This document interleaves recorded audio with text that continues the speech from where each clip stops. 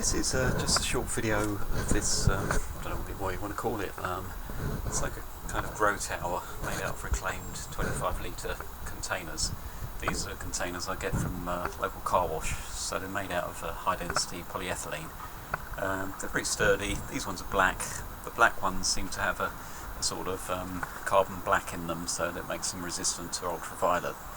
I actually had some that had a clear section, so you could see how full the container was, because these are like sort of jerry cans, and the clear section was just natural HDPE, and that had been outside the car wash for several years. I think they're 2014, so they're about 6 years old. And then the white part was all breaking away, but the black part is still sound and it's flexible as well, so you can see it hasn't actually deplasticized at all.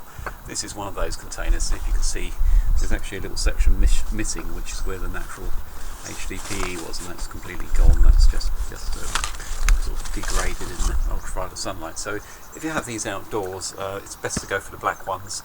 They'll last indefinitely outside. This is clear HDPE. I was doing this as a kind of experiment.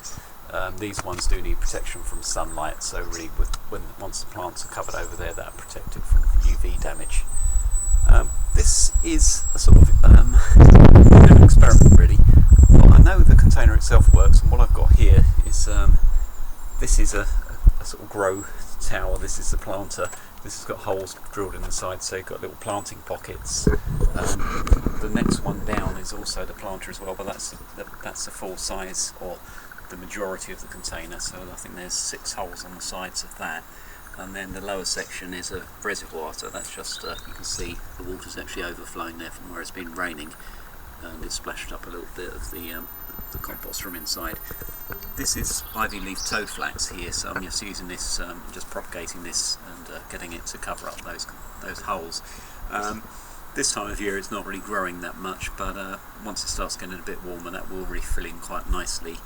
And it's flowering at the moment, and I don't know if you'll be able to see, but I can't actually see any. But when these flowers go to seed, the little seed pod bends back, and it actually roots in, so it's really quite clever. It curves back, so it's really sort of evolved to grow up these vertical sort of surfaces. But this section here, this is almost like a miniature version of this container. So what I've got here, this is a planter. I've just got some little alpine strawberries in here.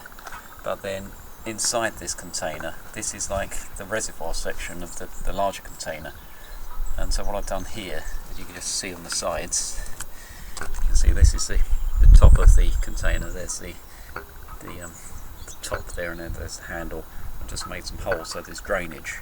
But what I'm doing here, I think I just use sections of wood to make a sort of support for I don't even know what's in here. Yeah, there's these wooden blocks, and then there's a reservoir. Then I've got an old cotton t-shirt, and this had all leaves on there which have been broken down by the worms. You can see there's some big composting worms here, and if you look around the outside of that container, it's all beautiful worm castings there, so it's really worked successfully. And if you look on the outside of this container here as well, you can see the residue of the worm casts on the outside of there. So this is the sort of concept. What it is, it's using reclaimed containers to make a nice planter that's self-watering, and it's also got a facility for replenishing the soil in the container with the vermicomposting underneath.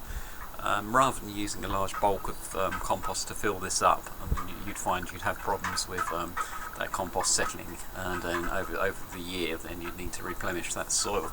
So this way it's actually building up soil life in the planter, and economising on the amount of material you need to fill these up in the first place. So what I've got around here, this is just cardboard, and I've lined that with cardboard, and the cardboard also works as a capillary sort of wick, and you can see the outside of the cardboard is quite damp and dark, where it's protected from the sun and it's in shade, and that's pulling up moisture from in the container, so that's circulating that irrigation around up the card through that and into this planter as well. So you don't need to water these, and if you can see, there's a lot of jelly moulds and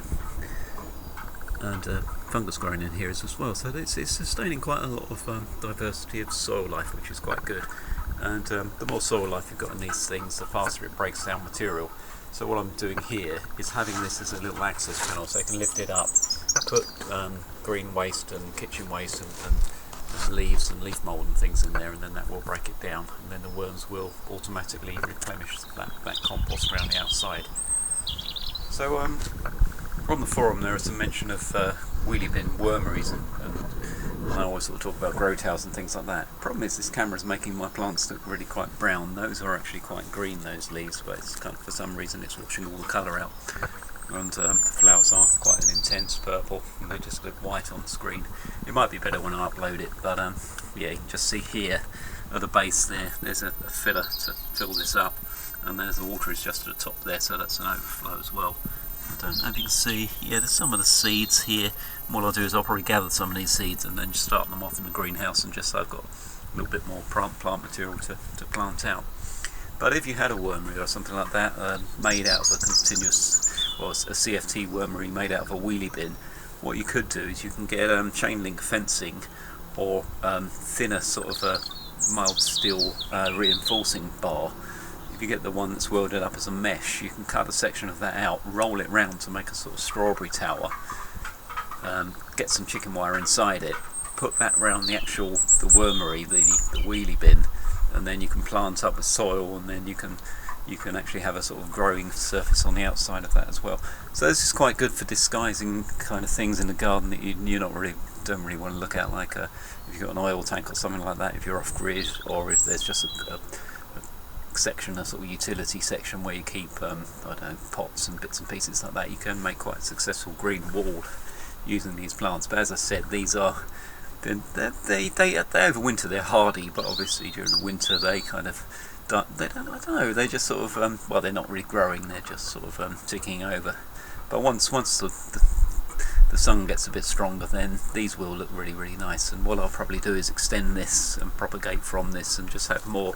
So we've got plastic and containers and water butts and things like that. I really want to kind of encourage greening those spaces, so you can have a working garden but also an attractive garden at the same time, and you can really make the most of every sort of square foot of space that you've got in your grow space. And this one here, I was just using this to compost, so you can see it's the same container. It's got the PVC 90-degree elbow there, and the holes are in the second one, so that's more of a plant. I haven't actually got much planted in that yet. And then this one's a reservoir, and then at the top is I think that's the top of the container. I've just cut it off. Yeah, so it's got the handle on the base there, and then the screw thread for the screw cap. And then once again, this is more sort of vermicomposting in a tower, but with the option to plant in that same space. But I quite like these little alpine strawberries. The strawberries are quite sweet, they're only little tiny ones, but it's quite nice to have that mixed in as well. And obviously with the strawberry plant, it puts out runners, so it's easy to propagate. But I'm not really sure about growing a crop in these things. I haven't been using them that long, so it's kind of seeing what plants will thrive in these. But these are quite a small grow tower, so I'm mainly using these for succulents and just sort of using them as a green sort of a wall, so it's more ornamental than produce. But unfortunately, as I said, the camera's really bleaching out the colour, so even though they're quite healthy and green, they just look really washed out on the video. So yeah, just a quick video, just an update. It's a bit of a depressing time of year in terms of posting anything that's growing, but yeah, you can sort of see there's lots of stuff going on in terms of composting and vermicomposting. And you can just see those little seed heads here. They do tend to, they sort of angle back, and if they can find something to latch into, they'll sort of root in. And I've got some sedums and things growing in here, but there's only, the holes are about 45 and 48 millimeter diameter, so there's only 6 holes. And even though there's a few plants growing there, once each one grows out a little bit, that'll cover all that plastic, and these holes here can be planted up as well. So that does really create a nice green sort of hue. And there's lots of soil life and lots of spaces for spiders and all the sort of soil life in the soil there, and obviously with the flowers as well, that'd be good for pollinators as well. So it's trying to, I mean, this is less than a square foot, but you've got quite a bit of vertical space. You've got all four sides on that as a column as well, so it's quite interesting. But anyhow, thanks for watching again.